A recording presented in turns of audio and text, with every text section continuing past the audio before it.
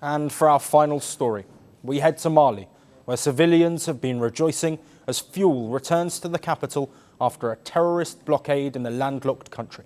The Malian capital of Bamako has seen a boost in fuel supplies following weeks of shortages. Since September, militants from the Al-Qaeda affiliated JNIM have strangled supplies to multiple cities in the country. As a result, the West African nation's economy has been crippled, while electricity access has also been limited. But amid extensive army operations and an unofficial truce between terrorists and the government, tankers have been moving into the capital. I was in doubt, but that's no longer the case. I firmly believe that the fuel crisis is now behind us. I was really worried, but what I saw this morning on my way to work reassured me. There were no lines in front of the stations, and that's what allows me to no longer fear the situation. It is not just the Malian junta who are providing convoys for these tankers. Escorts for Mali have been supported by Russian paramilitaries from the Africa Corps, the successor to the Wagner Group.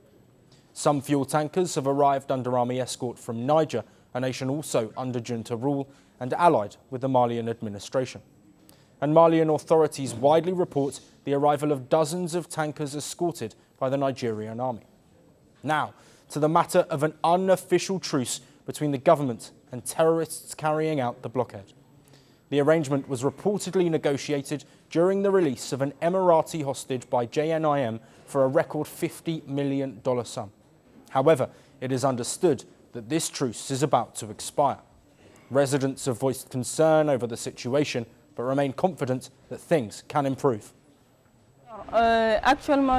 Currently, I believe we are facing several issues that are political, social, and in any case, on multiple levels. It's a bit complicated for our country at the moment. However, I think that with the determination of the entire population, if we join hands, things will improve. But while the situation in the capital is recovering, other cities in the country are still facing crippling shortages. I see that things are indeed starting to return to normal. I emphasize on normal in Bamako, because there was indeed quite a hassle to get fuel in Bamako. But today, it's rare to see gas stations with queues. However, not everything is perfect, because when you look at the other regions of Mali, they are still raising alarms. And the electricity issue remains a key concern in Mali. Even the capital, most districts have power for just 6 hours a day, sometimes even fewer.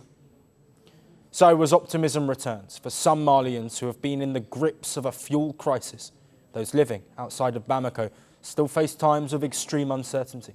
That adding to uncertainty around an expiring truce and a faltering power network. Claimed to be Africa's strongman. History calls me something else. The dictator. Who am I?